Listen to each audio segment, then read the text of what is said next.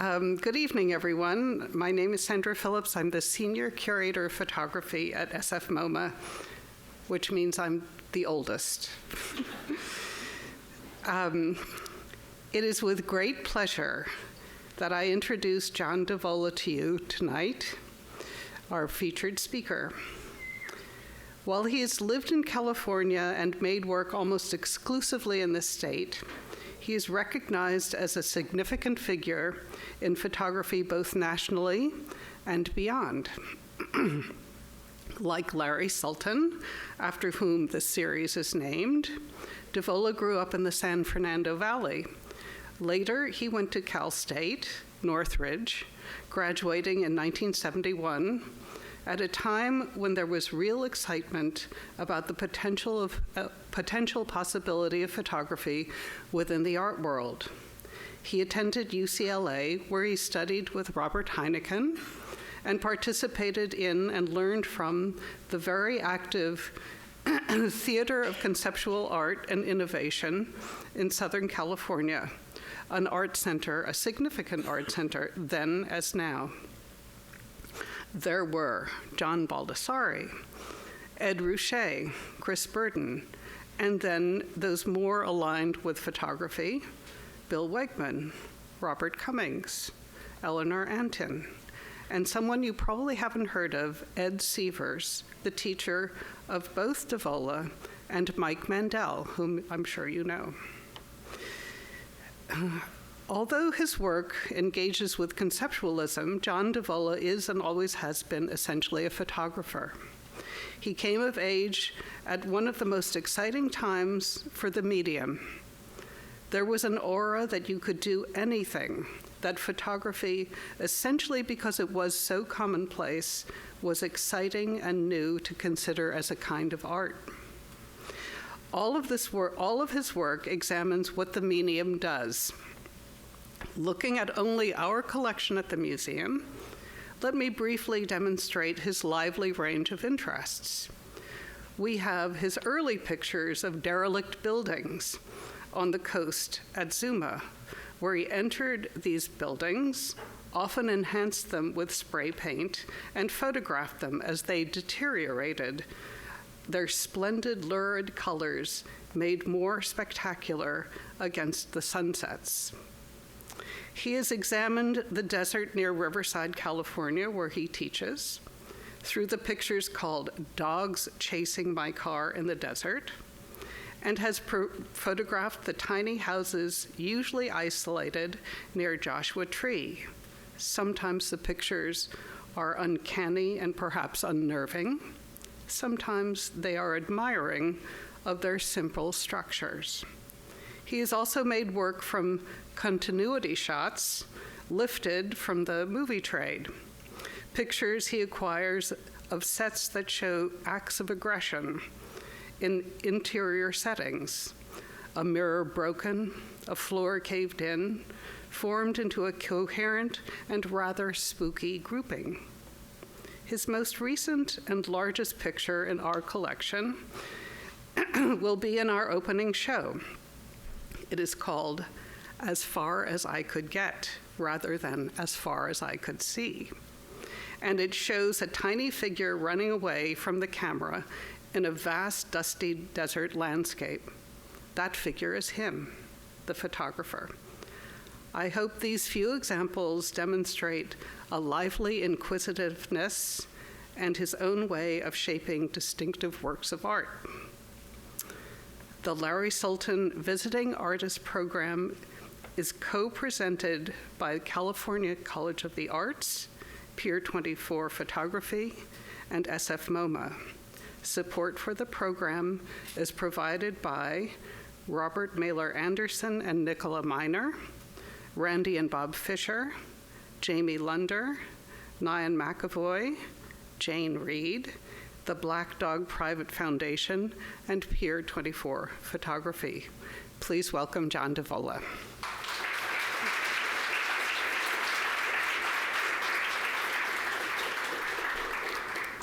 Thank you, Sandra. That was a very nice introduction. I appreciate it. I'm always delighted to come up to San Francisco, with a long history of amazing photographers going back into the 19th century up to the present. When I was in graduate school in the early 70s, we looked to San Francisco as a location that took photography seriously and institutional history of commitment to photography of both individuals and institutions. So it's delightful to be back up here and to be able to talk about my work. As Sandra said, I'm from Southern California and photographed almost exclusively in and around Southern California for a long time. I tried to deny that there was a kind of provincial nature to that, but if you're a photographer and you go out the door, where you are and when you are become integral aspects of what you do, and it becomes undeniable that you're a Southern California photographer or a Southern California artist. I'm going to do something that I have not done in the past, which is I am going to show a body of work that is in progress.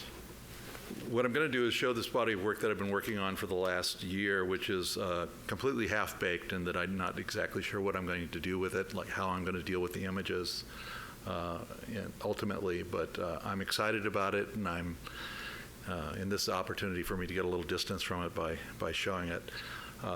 And this is probably a small enough auditorium that if you wanted to yell out a question, you could do so, although I haven't got a chance of seeing you with the lights in my eyes. But in any case, what I've been doing is and so I'm not going to talk too much about this body of work, except literally what's going on, because I'm revisiting a lot of kind of techniques and approaches that I've used in the past, which I'll address in my more conventional PowerPoint that is kind of chronological, starts at the beginning and ends a couple of years ago. So this is a Google Maps photograph of the place where I've been photographing, which is George Air Force Base. And George Air Force Base is, actually it's no longer George Air Force Base, it's currently a logistics airport out in Victorville, California. Right, during the late part of World War II, the base was established, and up until the early 1990s, it was used primarily to train fighter pilots for the Cold War.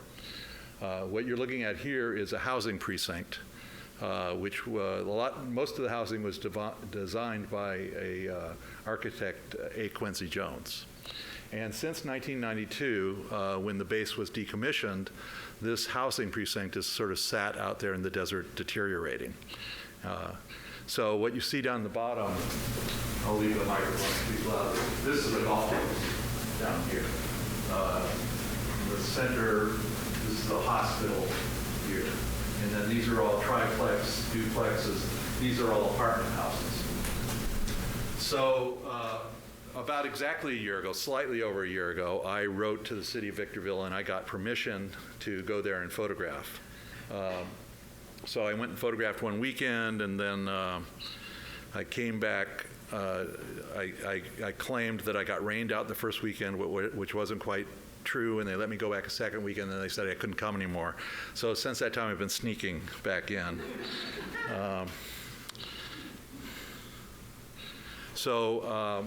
I've been photographing mostly with a 4x5 view camera and an 8x10 view camera, and lately I've been doing some GigaPans, which I'll talk about what those are later in the second PowerPoint. The location is interesting simply by virtue of what it is physically. It's at one point, somebody took bulldozers and ran through the location and just sort of knocked all the trees out of the way. I think they were worried that the whole precinct would burn down, so they just wanted to get rid of the foliage in between the buildings. But they did it with such disregard in knocking the trees over onto the buildings, and that it's just physically interesting. And then the only thing that's really distinctive in terms of the A. Quincy Jones architectural intervention is that he used all of the same large windows, these kind of big windows. And by the time I got there, all the glass and window frames had been removed, and it's just these kind of voids that one can look into the space. As Sandra mentioned, I've in the past painted in buildings, and These are something I photographed with the 8x10 view camera they call dead Muirs, which are just these kind of silver triangular interventions. And so there's different kinds of interventions, sometimes no intervention at all. That's my hand in the doorway with one of those air squeeze bulbs.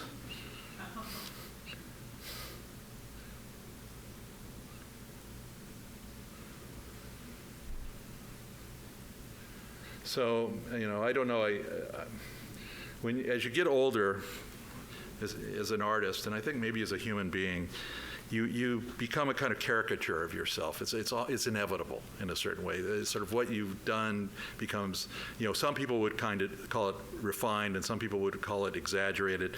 But in any case, it's like an almost inevitable kind of evolution.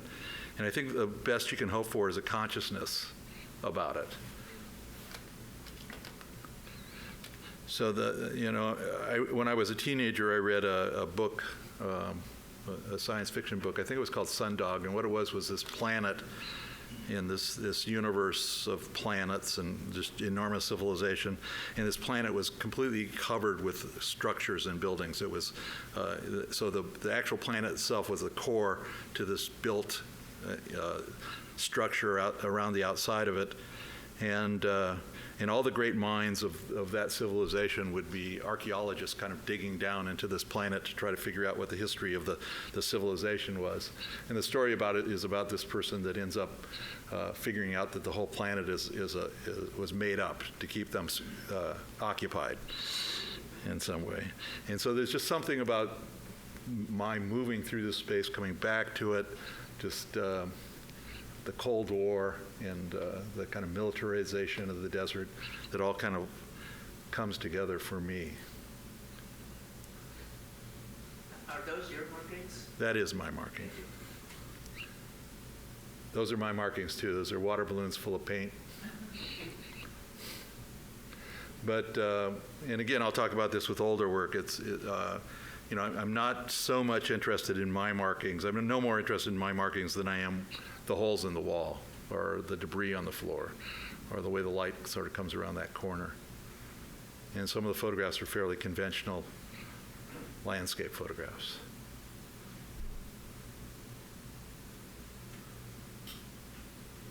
So again, these are like 4x5 black and white view camera photos. And I promise to have more to say about the next PowerPoint. It's like as an artist, you have to come up with artist statements. You talk about your work.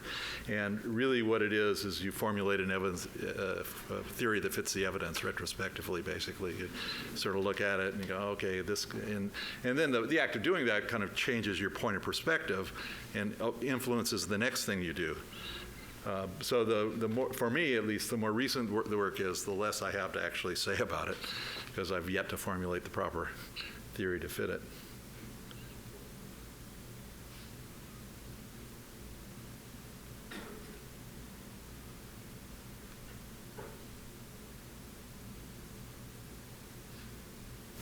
Do you know how the buildings were vacated? It seems like there's just a striking absence of any detritus. Well, there's no furniture or anything like that. There is actually a set of what they call them.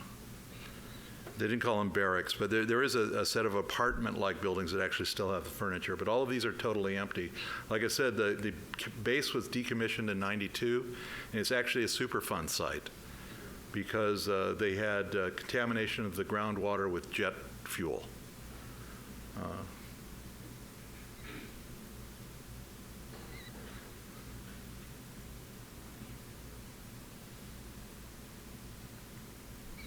And of course, at some point, like all the people, the meth addicts have come in and tried to pull out all the copper wiring from the walls, and that's why you get these kind of wounds in the walls where people are kind of pulling out pipe, wire.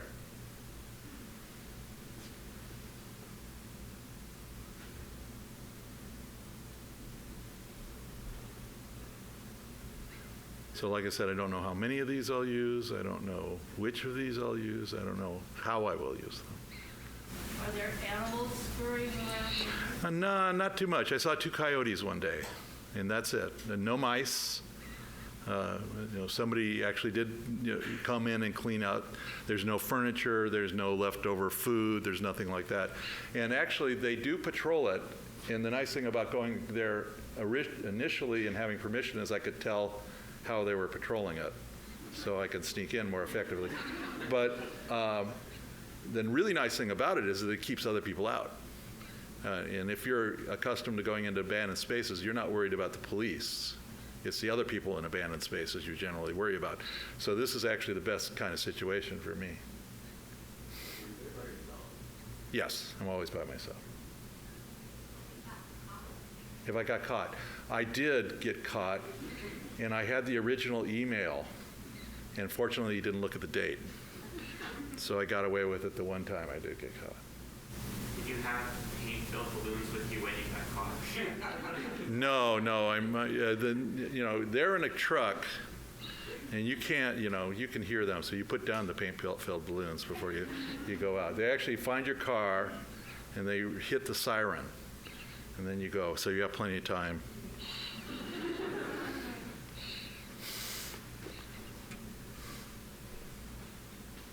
How much dodging and burning are you doing on these? Well, what you're looking at are, at the university where I teach, which is the University of California, Riverside, we have a drum scanner. So thus far what I've done is I get the negatives developed. This is the first time actually I haven't developed my own negatives. I send them to a lab. And then I take them to the drum scanner and I make a drum scan. And these are simply quick digital versions from the negatives from those drum scans. So I've not made any prints. And I'm unlikely to go in the darkroom and make conventional prints because I just haven't the will to do it. In terms of dodging and burning, there's actually really I think there is no digital dodging and burning, although there's obviously digital manipulation of the file to get it to look right.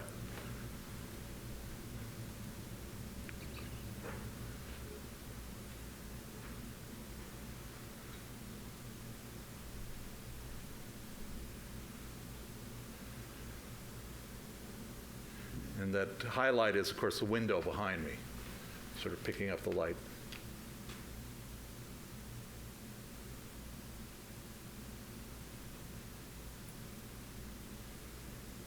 And later I'll talk about abstraction and specificity, which will have something to do with the equations.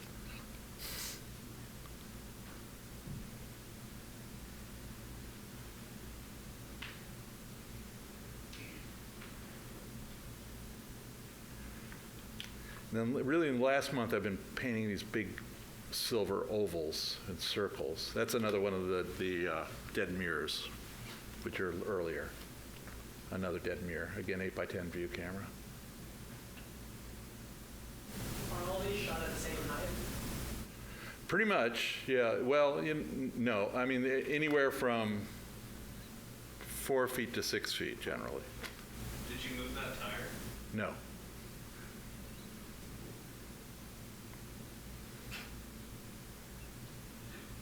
I'm not above moving a tire, but I didn't move that tire.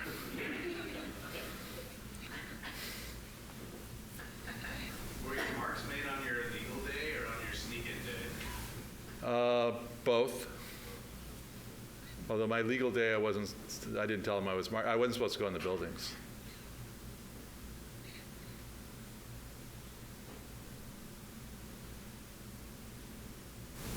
Would you be against, say, if a documentary film student came or a filmmaker asked if they could follow you, would you be against that? Yeah, that would totally cramp my style. Yeah. Here are those windows again.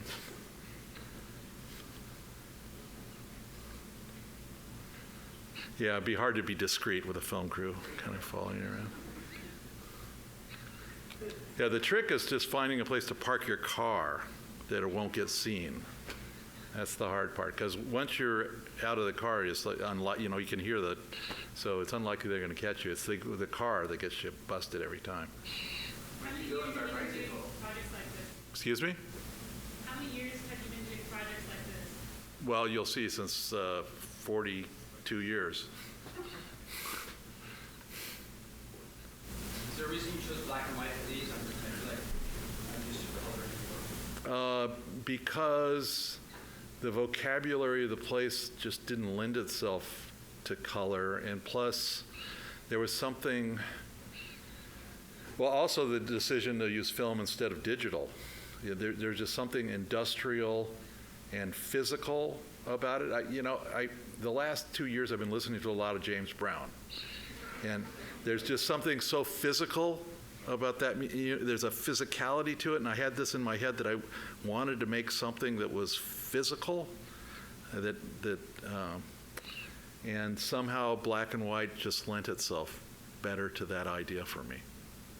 Again, I haven't formulated the theory to fit the evidence, so I'll come up with a good answer to that question later, but I haven't got it yet.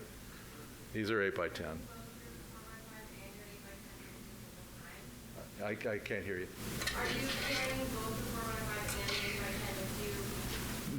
No. Usually I either take the 8 by 10 and the 4 by 5, or I take the GigaPan and the 4 by 5. And what makes you choose which to shoot with what? It's sometimes I have an idea that I want to try, and one camera seems appropriate, and sometimes I'm working on something that's sort of working, and I'm just going back to play that out.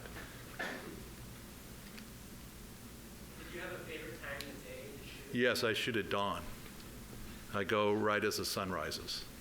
And some of these, like these photographs, are all shot right at sunrise. These are kind of a little bit later. These are 8 by 10, these kind of silver ovals. They're all shot right at first light. And they're natural light.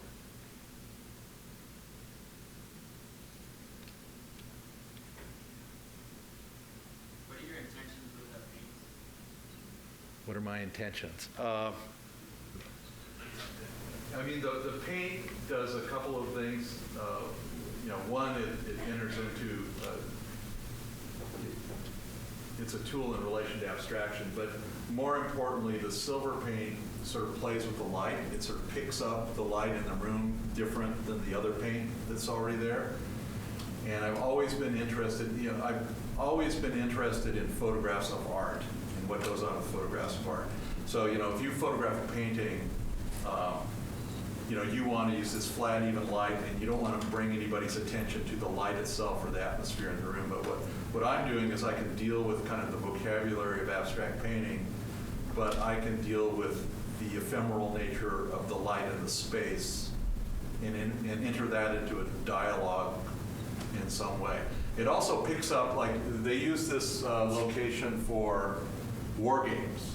So you have a bunch of teenagers with paintball guns. And so all of these marks here, these are paintball impacts. And the paint picks that up in a different way than they are on the wall otherwise. But it's mostly about what happens visually in terms of the light hitting the surface that I'm most interested in.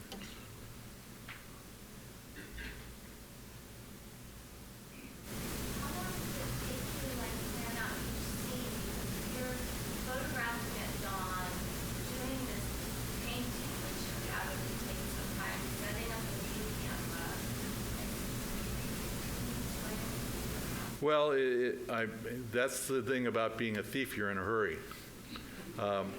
So I paint with a spray can, or spray can. So one of those ovals probably takes me 10 minutes. And then those of you that are photo nerds know that if you're looking through an 8 by 10 view camera at dawn, you can hardly see anything anyway.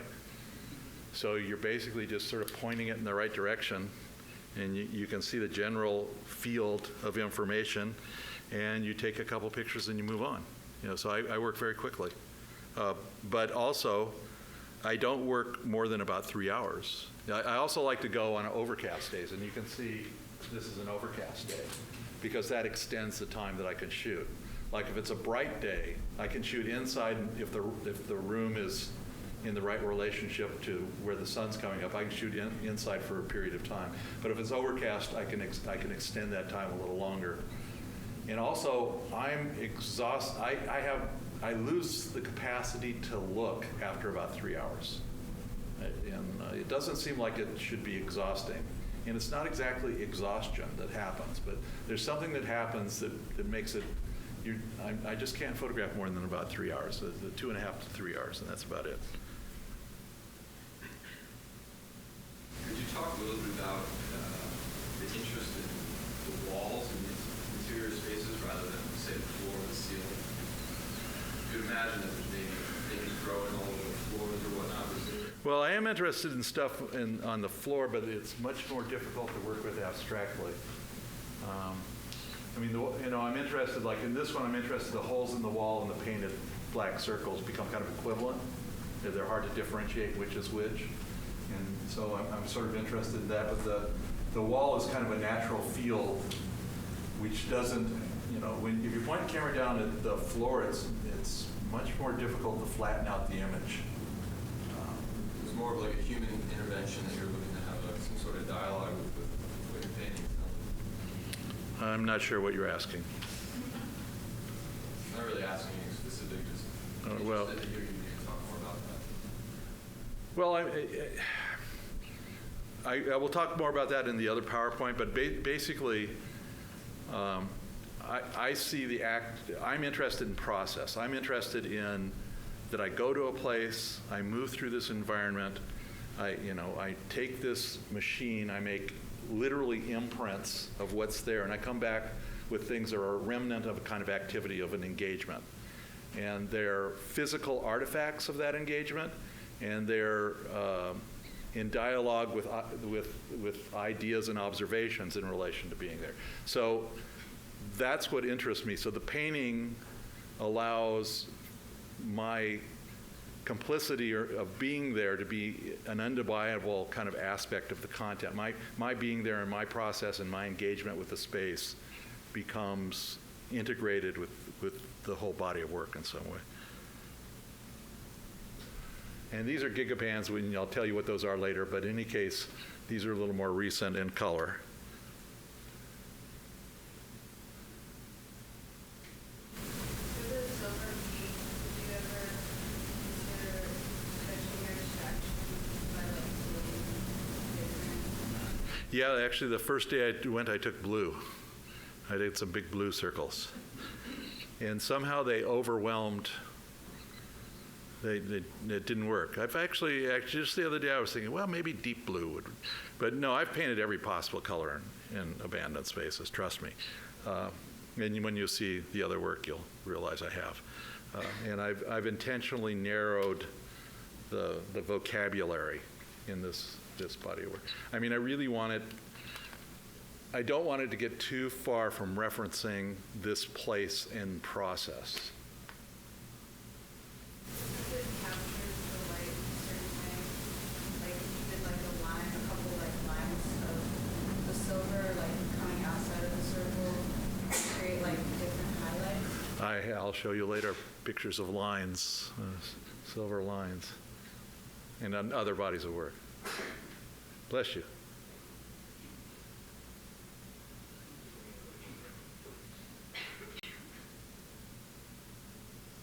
This is literally last Sunday.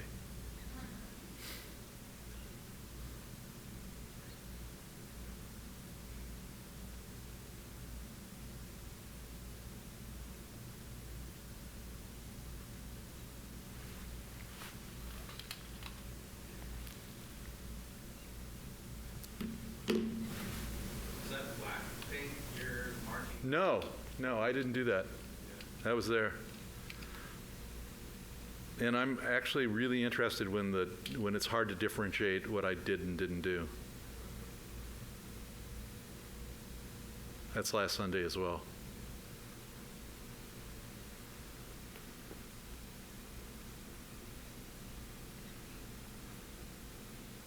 I think that might be the last one. Was last Sunday your first day there in color? No, I shot those dead Muirs are color. And I shot those at the very beginning. This is the last one. So that's what I've been working on the last year. Now for the 40 years before that.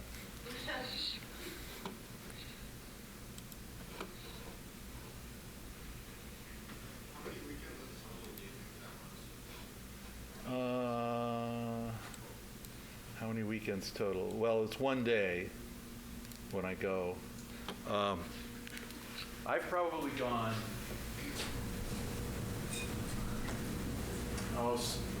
maybe 20 times, I think, would be about it. This is my dog, Samantha. And it's just an illustration photograph. That's her in the kitchen. I like to think of it as a golden retriever meditating. But of course, golden retrievers don't have to try very hard to be in the present. But what it's there for is to talk about this relationship between specificity and abstraction, which is something through all of my work and through a lot of photographic work, I think in general, not just my work, is a kind of central idea, which is that if you paint a painting of a dog, unless you paint it photorealistically, it's an emblem of dogness. It's not one specific dog. But if you photograph a dog, it's an emblem of dogness, but it's also just one specific dog at one specific time at one specific place. So for the most part, and not universally, but for the most part, photographs are anchored in this kind of specificity of their genesis, time, place, and circumstance. And they have a kind of inertia in relation to be fully at the service of the abstract or the symbolic. And it's this push-pull between specificity and abstraction that I'm sort of most interested in. So 1971, I thought I'd stay with the dogs. This is a dog jumping up and barking at me over a fence. I was in graduate school at UCLA at the time. And at the time, UCLA was very experimental. It was actually not unlike a lot of what's going on right now in academic settings in relation to photography. People were very interested in objectness of the photograph, very interested in alternative processes and experimentation, actually even quotation, but sort of not in the postmodernist sense, but a lot of appropriated kind of imagery. And I was doing that too. I was making, so Robert Rauschenberg was kind of Rauschenberg and Warhol were at least at UCLA, the people were kind of looking at as sort of interesting applications of photography in relation to art. And I was making kind of gum prints and blueprints, and I looked at them one day and I just couldn't reconcile why I cared about any of the iconography in the images. Like I got that they were mildly kind of fanciful or interesting as prints, but I just couldn't figure out what to do with the iconography or why I would use one thing over another. So I was living in Reseda, and I decided I'm just going to photograph around my neighborhood, because at least then I have some kind of relationship to what I'm doing, to the content. So I would ride my bicycle around Reseda and photograph things. I remember saying to myself, I'm going to pretend like I'm dropped from outer space. But I'm going to be objective. But of course, there's no criteria for objectivity, right? You need criteria. You can't just be objective. So I ended up being formal or interested in abstraction.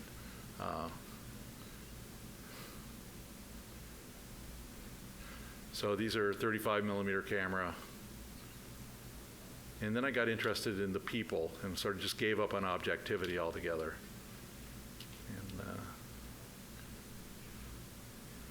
And most of these,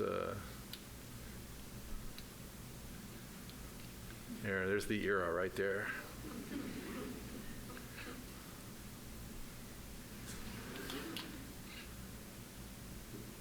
So I did a lot of these photographs of women watering their lawns. They were kind of maybe the biggest component of this body of work. I just really got interested in women watering their lawns.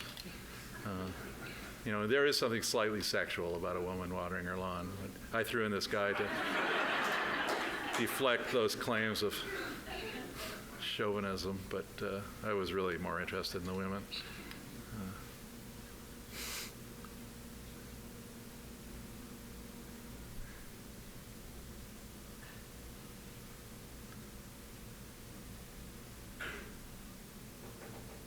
So this will come up later, but this I only show this because it's related to the photograph Sandra was talking about of me running from the camera. At the time, I lived in an apartment. This is out my apartment window, but the door was on the opposite side. So I set the camera in the window with the self-timers 10 seconds, and I would run out the back door and around the front to see if I could get in the picture. So my work changed a lot after that. I started painting in abandoned houses and photographing it. And part of it was a dissatisfaction with the reception of the San Fernando Valley work that I was doing, which was that people, when they looked at that work, they thought I was commenting on the people or the place, that I was commenting about how banal it was or how unsophisticated it was. And I wasn't interested at all in making a kind of value judgment about the place. I mean, it's a place I lived. I'd grown up in the San Fernando Valley. I was interested in process. I was interested that I was riding this bicycle through that environment, and I was making observations, and I was making these impressions, and I was coming across people, and that I was bringing back these remnants of a kind of activity, but nobody would see that, or that was not the reading of the work. So I was looking for a way where that kind of process, again, was a kind of undeniable kind of component of the meaning of the work. So I found abandoned houses and started painting in them. I mean, actually, the way I initially ended up in abandoned houses is I had photographed some silver butane tanks. And if you're a photographer, you know that when you photograph something silver and you make a silver gelatin print, there's something unique about the look of the silver. And I thought, well, you know, I can just go out and buy a can of spray paint. I don't have to drive all over and look for silver butane tanks. And then I bought the paint, and I realized I couldn't just paint anything I wanted, right? It all belonged to people. And I came across an abandoned house, and okay, I could paint in there. And so I went in there and started painting, and one thing led to another. And I was thinking about photography in a really kind of modernist, reductive way. I was thinking, okay, it's a illusion of three-dimensional. It's a three-dimensional representation flattened into a two-dimensional space, and it alludes to time, place, and circumstance. So I was intentionally using corners and trying to break up the reading of the space in the corners. So they were really kind of, I'm going the wrong way. So, you know, I was intentionally using these kind of more extreme spatial representations and then trying to bring the image to the surface in some way. And then sometimes, again, in this relationship to abstraction, you know, that's not a very good example either, is that. But if you start with something that has a kind of structure to it, like maybe the dots on that chalkboard in the corner, you know, people sort of see that structure or that pattern sort of separately from the work, you know. And there's literally a gestalt that sort of happens where that pattern sort of just comes to the surface of the image in some way. This one, and this is a trick I use often, which is painting the light coming through the window, painting it in silver. That's the light coming through the window not painted, and that's painted over silver.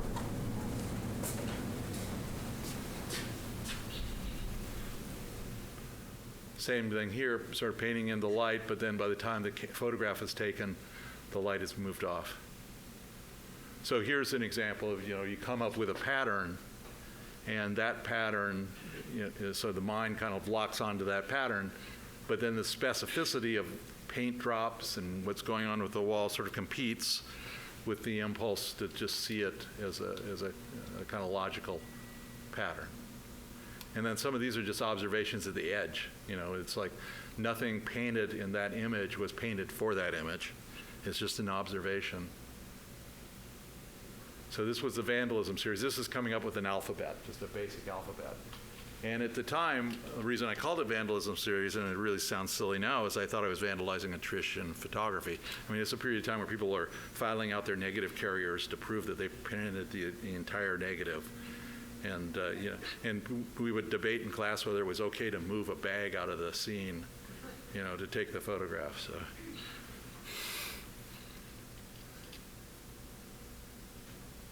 It says, I'm not here, it's not there, I'm here, it's there.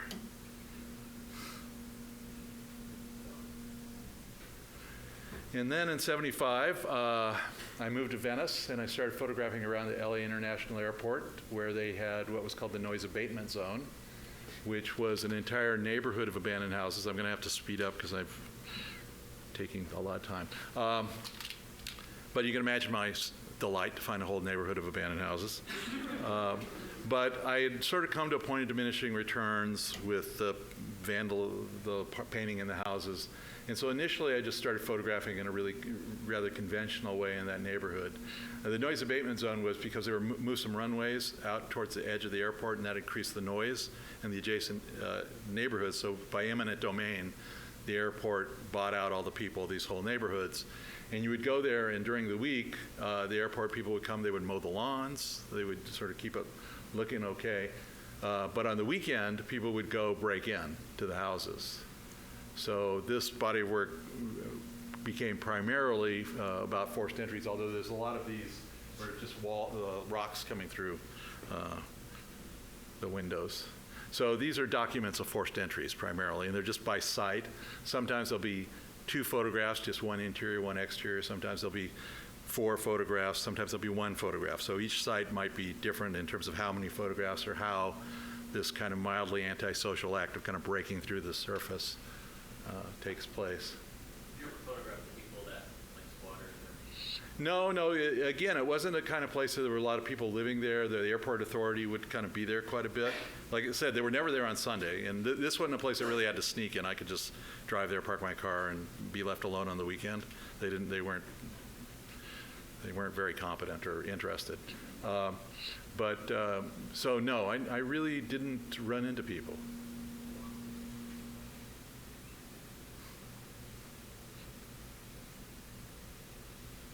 Yeah, I don't ever recall actually coming across anybody of any official stature.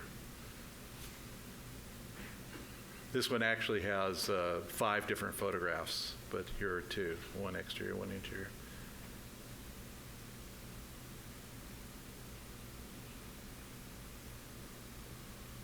I'm going to move along a little bit faster here. Then I also photographed these houses before and after they were moved. What the airport people would do is sell the house for really almost no money.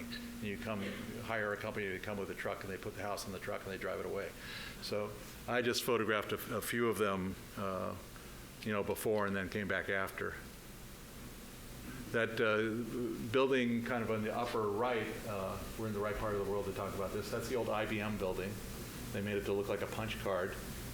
And now it's Otis Art Institute.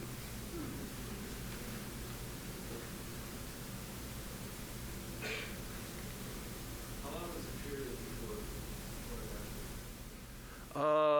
To tell you the truth, I don't really remember. I mean, when I was photographing the houses that were there now, they were already moving houses. So I don't think it was very long, but it was so random that there was no way for me to predict. I had a lot of photographs of houses that I never saw moved. Here's 20 before, 20 after. So I printed up these big grids. The thing is, I never showed this work back at that time. This was actually literally the first set of color photographs I ever made. I got a job teaching at Loyola Marymount University, an adjunct job, and in a terrible little science room in a basement with an adjoining terrible little dark room. And they built a brand new communications building. And I get a call one day when I'm over there from somebody in communications. They say, hey, listen, we've got this brand new building, and the architect put a color darkroom in the basement. And there was like this little 1-person color darkroom, had all the gear in it, and nobody there knew how to use it or cared. I guess the architect thought it was a good idea, but I don't know how. So I went down there and I taught myself how to print color. And this was my first set of photographs, and I shot them 35 millimeter, but the pictures were so terrible that I never wanted to use them. And it was only later when I had a drum scanner and I could scan them that I could make what I thought were acceptable prints. So back in that era, I didn't show them. 20 there, 20 absent. What year was this? 76. Do you ever collect artifacts from all these places? Find imagery? No. Then I came across this house on Zuma Beach. This is 1977-78. And I was running on Zuma Beach. I came across this house. Zuma is a county beach. And this house was, I think, preceded the property going to the county. So it was like a kind of conventional looking house. But right before it was abandoned, and it was abandoned because the lifeguards had lived in this house, and they built like an official kind of lifeguard building. And I think it was one of those things where somebody forgets to put in the budget to tear down the old building, so you got to wait till the next fiscal year, and it's in the budget to tear down the old building. So it just sort of sat there. So the first time I went there, I mean, I just put this blue stick in the window.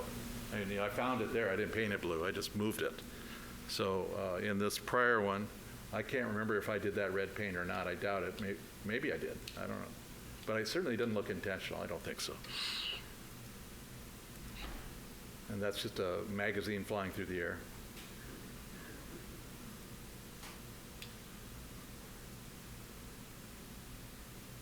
It's upstairs bedroom. More magazines. No, this is flash. And in the, yeah, the only way the only way you'd get the interior-exterior light kind of to be close to the same value would be flash. Actually, in the vandalism work, a lot of those are flash too, but they're flash bulbs because this is pretty early.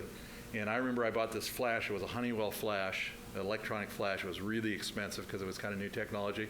And it had a little electric eye right in the face of the flash. And if you're a photo nerd, you know that that's a problem because if you point the flash at the ceiling, it gives you perfect exposure for the ceiling, but not for the thing where you want the light to go. So the only time it works is if you point it right at the subject. And I had a Pentax 6x7 camera that's synchronized to the 30th of a second, so I couldn't photograph if it was bright outside. So I would have to go either early in the morning or late in the afternoon.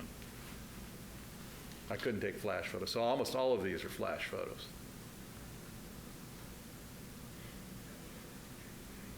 This is that same trick of painting the light coming through the window.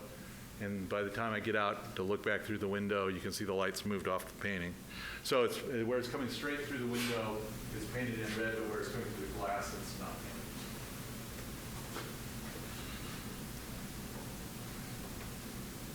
painted. I'm gonna try to speed up. So at one point I showed up and the house had been burned. And I remember it was right before dawn, it was really dark. And I go in the house and there's water dripping from the ceiling and the house is like full of tree branches. And I'm thinking, this is like an incredibly ambitious arsonist because there wasn't a tree within like 5 blocks of this place. So he brought a tree here, drug it in here, set this on fire. And then I would go again and again, it would burn again and again, just burn again. But at one point somebody boarded up the whole house. So one of the things they took is they took the interior doors and used them to board up the windows. And I had painted this door in another room when the door was sitting diagonally, which is why the paint drips go diagonally.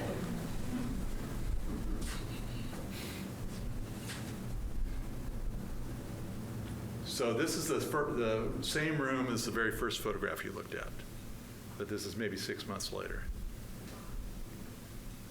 So one day I was up on the second floor of this house, and a fire truck came by, and at this point, that it had exterior stairs and they had burned off, so you had to kind of climb up this pipe to get up there.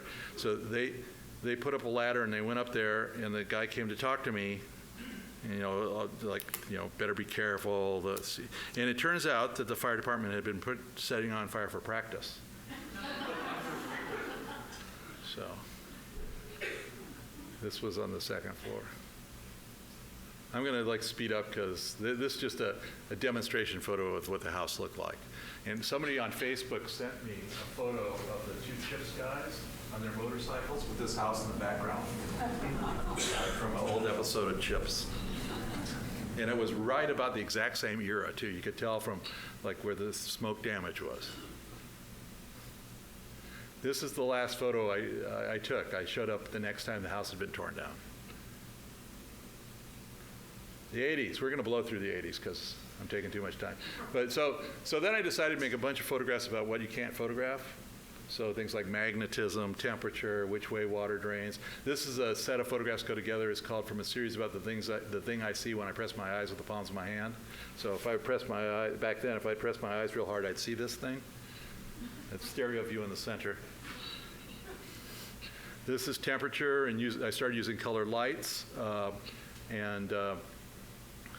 So it's and so all of these are about figuring out a strategy or a metaphor for describing the thing that's not described in the photograph, like temperature. So I used a blue gel for cold and magenta because it's both cold and hot, right? So it's blue and red. And then I started making these diptychs, and Sheila on the left is sitting in the audience tonight, so you can ask her what she feels about being paired with a goat. I didn't mean anything by it, Sheila, really, I didn't. But I got interested in the anthropomorphic, and I got, and I got interested in diptychs. It's like when you make a diptych, when you approach a diptych, it heralds a kind of a cognitive reception of the work. Why are those two pictures together? It kind of works against the kind of gestalt reading of the whole image, just simultaneously. So I was sort of playing with the idea of, if I could link these two images with incongruous color, it would play against that initial kind of cognitive impulse. Here again, those are all white cards on the right, lit with a blue light from the right and a red light from the left. And where the lights meet, they make the same color that's on the dolphin or porpoise. And at this time, I was using a material called sebachrome, which was an amazing industrial photographic material, but had really kind of artificial, overly kind of saturated color to it, and very, very difficult to make a good conventional photograph on it. It was very difficult to even make these kinds of photographs on. But it kind of, it pushed one towards embracing a kind of exaggeration. And this was a piece I did called Who Can You Trust? So it's 4 panels, and there's like a little kind of trophy plaque on each one. The first one's Who Can You Trust? So it's who can, that's Kenya, my old golden retriever. You trust, and the horse doesn't trust you. And then I started making, this is from a body of work, these are also sebachrome, called generic sculpture. And it was a time that I would like look at art magazines, and I'd love these photographs like Storm King or whatever, these abstract sculptures. But then I'd see the sculpture, it all just kind of looked the same to me. And I thought, well, I can make bad generic sculpture, kind of resurrected, sort of zombie-like, right? And so this is there's 2 flashes. One is a camera, and then you can see the flash up there in the corner, and then a handful of flour thrown into the sculpture, which is just white pieces of cardboard that I would just stick together at the site.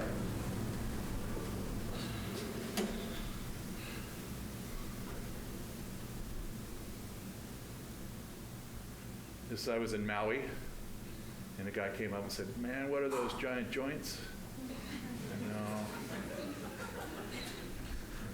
So it's the same thing. It's just one lid with a blue light on one and a red flash on the other. And this is a portfolio I did, a dye transfer portfolio that was kind of by the mid-'80s, and kind of summing up these works. It was called 5 Prints. It had 5 prints in it. So Wolf on the Marsh. It's called Flying Falling. Again, the puffiness at the bottom is a handful of flour thrown at the ground. Blue flash at the camera, red flash that you can see in the foreground. So, I mean, part of, I think, my orientation to making work, it comes from sort of coming of age in the 1970s in Los Angeles, where I would see a lot of art magazines, and I would see a lot of, when I was at school, I'd see a lot of slides, but I'd never see any original art. I'd never see original paintings. I'd never see original sculpture. And I just sort of came to the conclusion that it's all channeled through photography in some way. If it has any cultural efficacy, it's collated and sent out through photographic representation in some way. So there was no necessity from my point of view back then to be interested in anything other than the image. And at that point, I think I thought, well, all artwork is fabricated to be photographed. It's just the painters and sculptors don't know it. But then I sort of contradicted myself, because then I started making works like this. It's like stretched rubber and photo linen, and I got interested in objectness myself, but still I'm probably more committed to the former position than the latter. These are big photographic linen pieces. They're kind of big, and basically the idea here is you would take the color information on the image, put it in a blender, and you get what's the kind of painted panel. Night rain, the woods, the pond. And these are 20 by 24 black and white Polaroids. In the late 80s, I got invited a few times to go to the Polaroid 2024 camera in New York. And they had a deal where they would give you a certain amount of material to shoot and somebody to help you there, and you would have to give them a certain number of prints. And so I ended up making this, with kind of a pathetic puppet theater of the natural. These are 3 prints from a series called Rock Falling Through Water, View from the Bottom of the Pond Looking Up. These are photographs of me in the backyard trying to move the earth.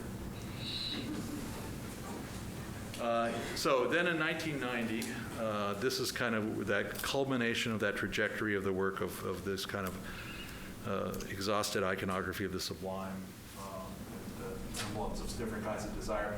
These are painted backdrops in a loading dock, and then a handful of flour thrown at the surface.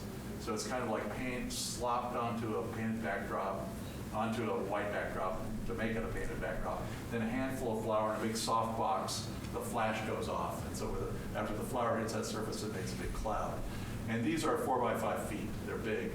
And I was beginning to think of the black and white photograph as a dead industrial thing. And so I had these very heavy kind of steel frames made. I had a kind of a rubber setback to the print. I wanted there to be a kind of visceral, industrial deadness to it. And I wanted the kind of dumbest possible mechanism for the most ambitious possible iconography. There's an installation of some of them at the show I had in Santa Barbara about 3 years ago.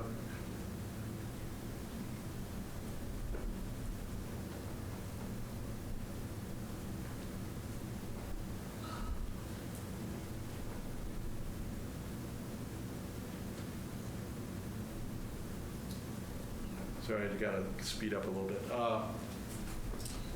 Then I decided that I wanted to make work that was literal and not figurative. So I ended up making this body of work, which is called 4 Landscapes, which is a portfolio of 20 photographs that are in 4 sets of 5. And in each, so the body of work before this were all like this very fine-grained film you can't get anymore called technical pan. And these are 35 millimeter, the grainiest film you could buy at the time, which you can't get anywhere, called recording film. And they're just parts of 35 millimeter negatives. So they're very opaque, printed on matte paper, very grainy. And they're the 4 ecologies of Southern California. So one set's in the mountains, one's the desert, one's in the city, one's in the sea. And in each of them is some kind of evidence of a desire to be outside culture in some way, or to transcend culture. The first set are shot in Yosemite, and they're called occupied landscapes. So there's 5 of them, and you can see a little figure down at the bottom there. These are people walking out into nature with a certain set of expectations, sort of manifesting or acting out a kind of desire. This is Stray Dogs Los Angeles. My rationalization here is the dog gets loose and looks for the organic. There's the only place in this set of photographs something looks back at you. These are isolated houses, high desert. Again, this sort of ironic desire of I want to be beyond or outside of, so I built this house, but of course the line just moves in front of me.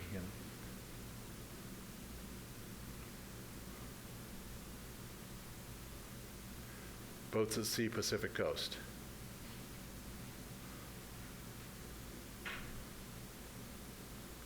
So then in the mid-1990s, I went back to the same place I shot those black and white isolated houses, and I took a color camera and made these kind of shamelessly conventional photographs of isolated houses in the desert. I got seduced by the light and these kind of little cubes on the kind of the infinite plane of the desert, sometimes painted in Home Depot colors. And this is like one of the most enjoyable bodies of work I've ever done. Just sort of driving around on some dirt road, and it's beautiful out there, quiet.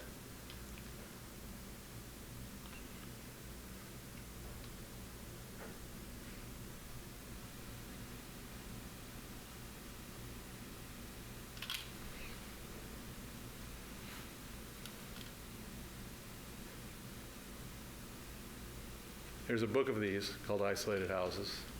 I have a website, Divola.com, so there's lots of stuff that I can't show.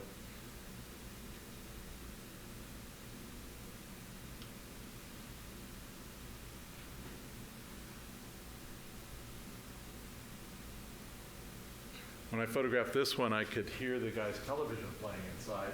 And he came out and he said, "What are you doing?" I said, "Oh, I think your house looks amazing." And I did. His house does look amazing. And I went by 2 weeks later, he painted it white.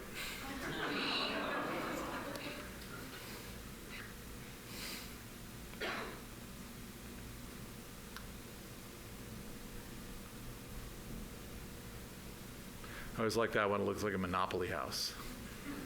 So out in this area, this is a place called Wonder Valley mostly, but other areas around 29 Palms, they had homesteading. So if you would build a house of a certain minimum size and you would live in it for 2 years, the government would ultimately let you buy it for very little money. So that became kind of an artificial sort of set of terms in terms of distributing the houses over the desert. So they're very kind of spread out. If you look at a map, it's like almost a dispersion of a gas or something. And then when I was out there photographing, dogs would chase my car. So I just decided, okay, I'm going to bring a 35mm camera with a motor drive, and if a dog chases my car, I'll stick my camera out the window and photograph it. So there, that's the roll of film that dog came from. So you can tell I didn't have that high a success rate sometimes. But I like this body, this thing, so I print this thing up and show this as a piece.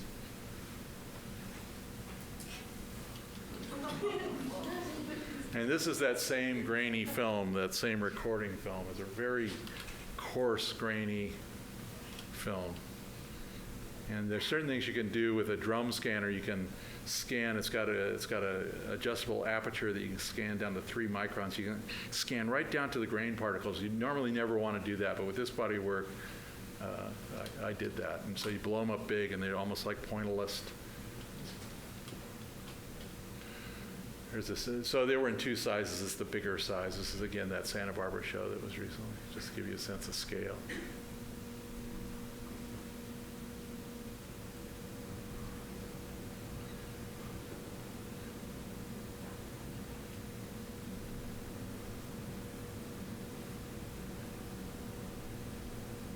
That's my Lee Friedlander dog.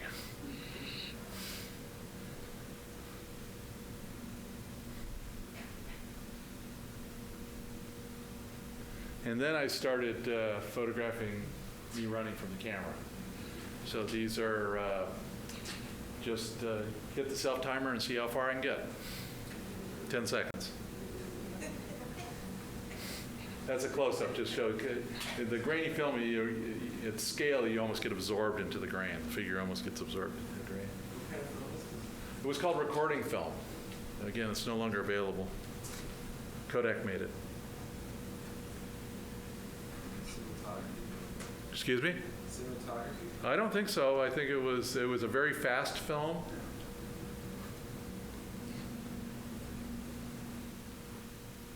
There's an installation at LACMA, which was also part of that same show that was in Santa Barbara. It was in more than one venue.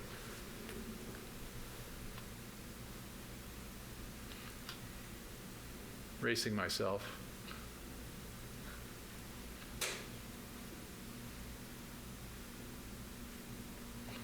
Then I did this body of work. I forgot about this actually, which was it's going to sound pretentious, which is it was based on Sartre's Being in Nothingness.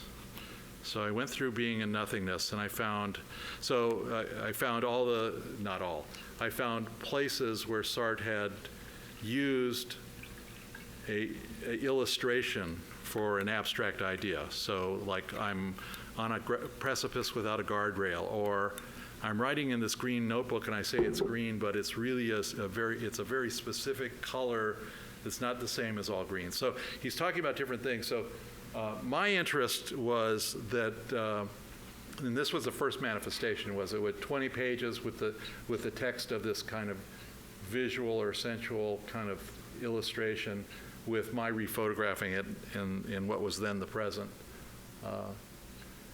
But then I ended up sort of using this kind of approach. So I would highlight, I'm on a narrow path without a guardrail which runs along the precipice, and I would go out and find a photograph that sort of went with the illustration. And my interest is, again, this relationship between the specific and abstract. So Sartre is sitting down in some cafe in Paris, and he's trying to make abstract assertions about the nature of being and reality, which are all based on his specific experiences in the world.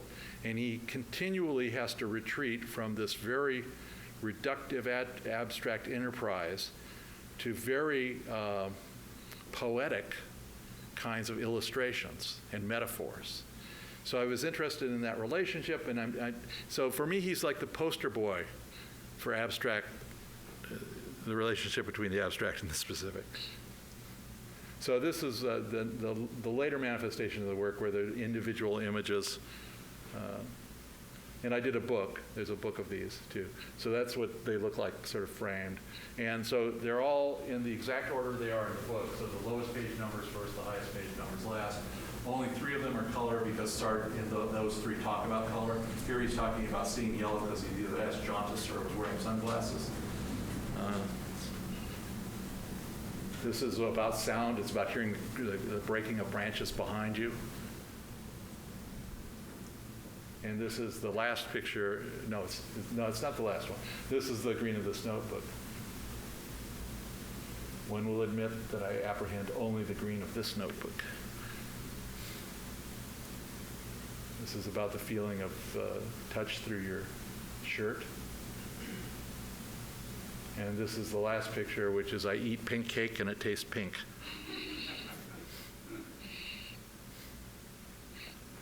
And then I did this body of work called LA Panoramas. We're up to 1999. If you have to leave, I understand.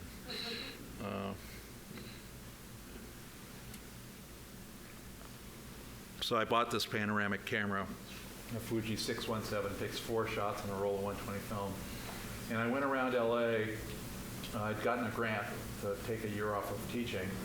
And I went around LA and I was photographing places. Again, I'm sort of interested in these literal manifestations of desire. So I was photographing places where you would go through a door with some expectation of some kind of change, either material or existential.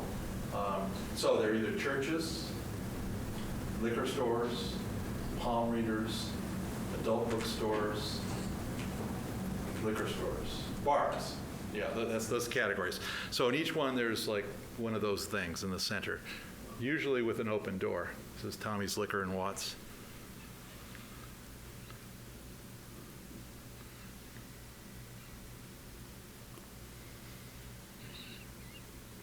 Give you a sense of the scale.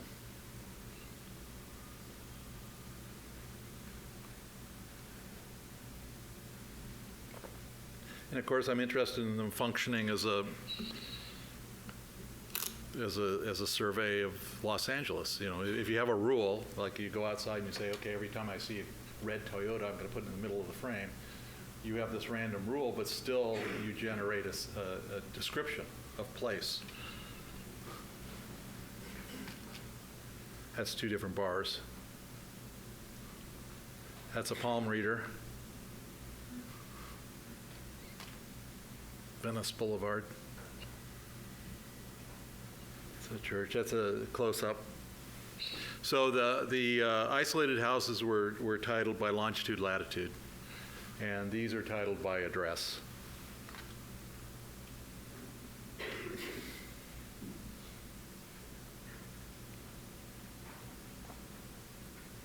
Another detail. I'm going to blow these. These are what they look like. These are, I went out to the dumpster at the university where I teach, and it was full of paintings one summer. And so I liberated the paintings from the dumpster because they'd taken all the paintings students had left for years and years and years and years and were never going to pick up. So I took some of their paintings and then I would install them and isolate them in houses out in the desert. So these are 8x10 view camera photos of my installation of student paintings.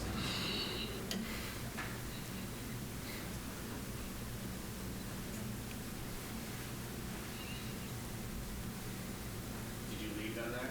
No, I didn't. I still have one or two of them, but sometimes I photograph the same painting different places. You know. That's an upside down still life.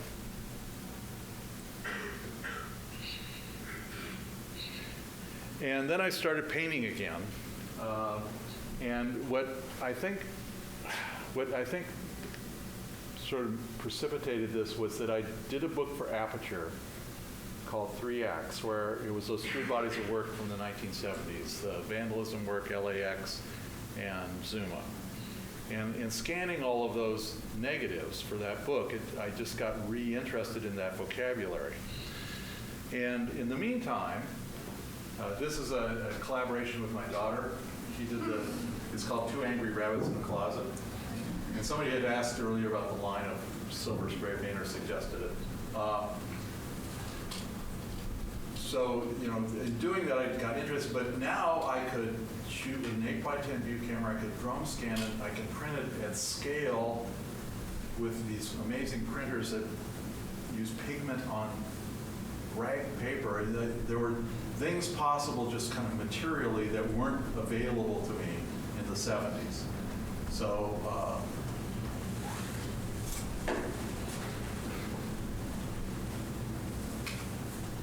so all of these are 8x10 view camera and printed 40 by 50 inches, basically.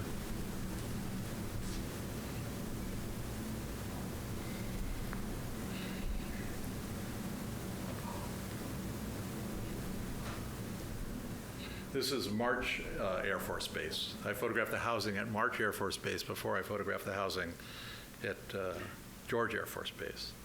And the story behind this is, like I said, I teach at University of California, Riverside. And I had this very quiet young lady from China in my class.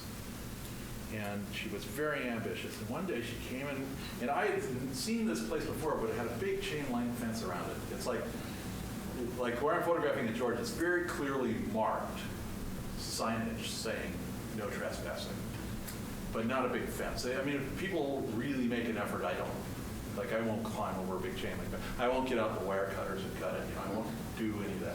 So I'd never gone in there, but I'd always noticed it. And she came in with some photographs one day. Oh, how did you do? And it turns out the fence was knocked down, and so I went back and photographed it. So these are in the housing there. Sort of failed optical illusions I was kind of into at the time. There's a self-portrait. And just for contrast, here I am in 1975 in LAX. Okay, at this point I start using this gizmo called a GigaPan. What a GigaPan is a robotic camera base. So it's a thing that sits on a tripod, and you put a digital camera on the top of it, and it incrementally scans the scene for you. And so in this case, it's I think there's probably about 80 separate photographs. So telephoto lens is on the camera, and the device was developed originally for the Mars rover camera, and then they came out with a commercial version of it.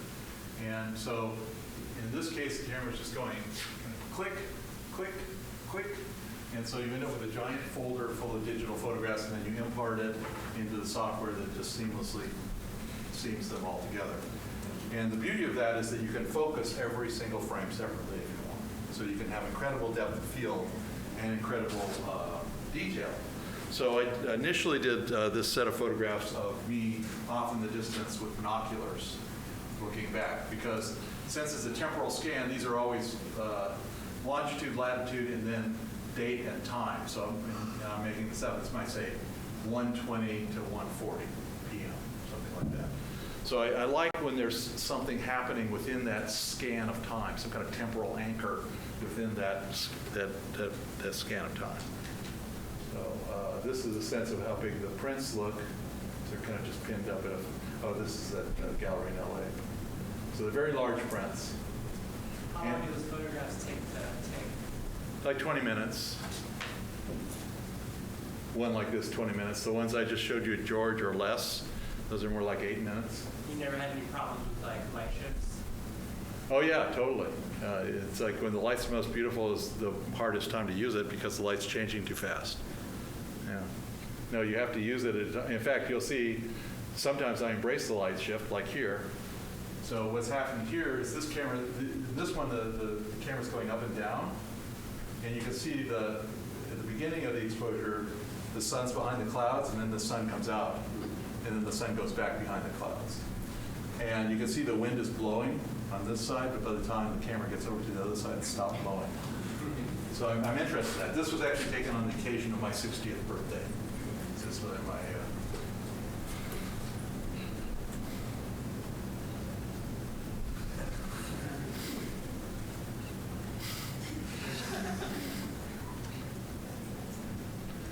And then I did this body work called Dark Star, again, 8x10 view camera of just black circles that I painted in different houses, primarily out in the desert.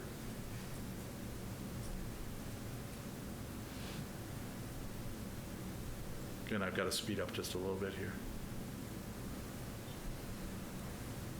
So I did this installation in Santa Barbara called Theodore Street. Theodore Street was the name of the street the house was on in Moreno Valley, which is a town just east of Riverside, where I had photographed some of those Dark Star photographs and some other photographs. And then I went back to that house when I was doing the GigaPans, and other people had come. Initially, I was the only one who had painted in there, but then other people came and painted in there. And in the back room of this house was all black racist graffiti like Kill Whitey and Red Earth and Malcolm X. And the front room was all white racist graffiti like Aryan Nation and swastikas. And to this day, I don't know what the source of it is. For all I know, it could have been somebody's music video. But then a lot of other people painted as well. So I got interested in that, and I got interested in this idea that I was kind of haunting my own practice, like going back and doing these kind of procedures. And so this is just an overview site. This is the house on Theodore Street. And this is the first photograph actually in the set. And I photographed this during the total solar eclipse. It was in May of whatever year that was, maybe 2008 or 9. And so this is the solar eclipse. So this is the maximum part of the solar eclipse, and then after the maximum part. What do they call that? The zenith? Solar eclipse? The umbra. An umbra? I thought that was the circle on the... An umbra is the partially umbra. I'll take your word for it. So that's during the solar eclipse, and that sort of sets the scene. So this, like I said, this is an installation.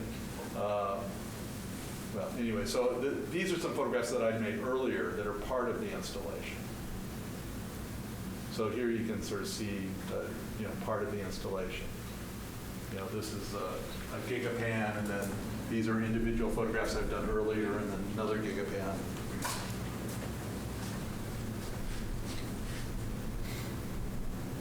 So fairly large room.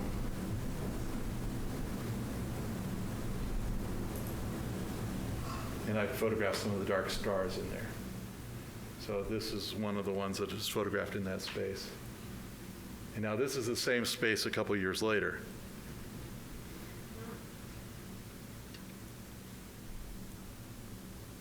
And this is earlier, and this is the same space. And there's now a beehive living in here. And I'm over here. So usually I'm in the GigaPans, I'm somewhere in the scene obscured.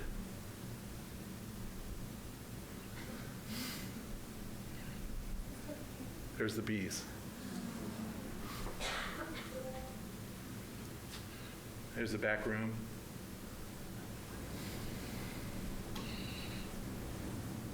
There's the middle room.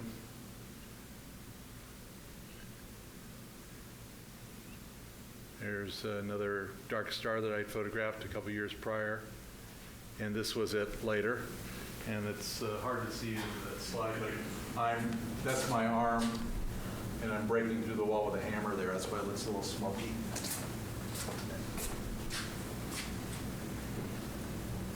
This is in the backyard, which has got a subtitle, Landscape for Antonioni, because I'm a dead body in the bushes.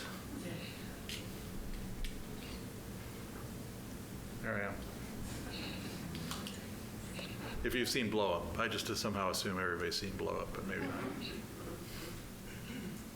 And this is the piece that will be in the show at the San Francisco Museum.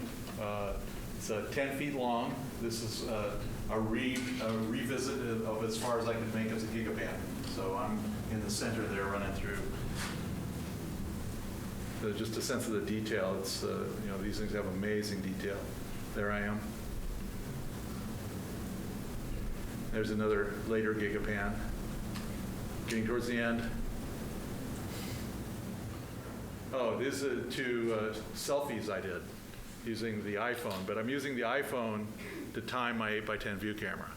So I open the shutter on the 8x10 view camera, and then I go into the scene, and I look at my cell phone to time the exposure, and then I walk out and undo the shutter. So there's two of these. There's this one and this one. This one I turned around the camera to show the time to the camera. And then there's the last picture in this PowerPoint, which is just another GigaPan out in the desert. So maybe we'll do questions if anybody has any. I actually have another PowerPoint of the Hollywood work I've done, the set still photos, and I did a body of work of the X-Files, the sets of the X-Files. I got access to the sets and did a body of work by the X-Files. But I think maybe I've gone on long enough. So does anybody have any questions?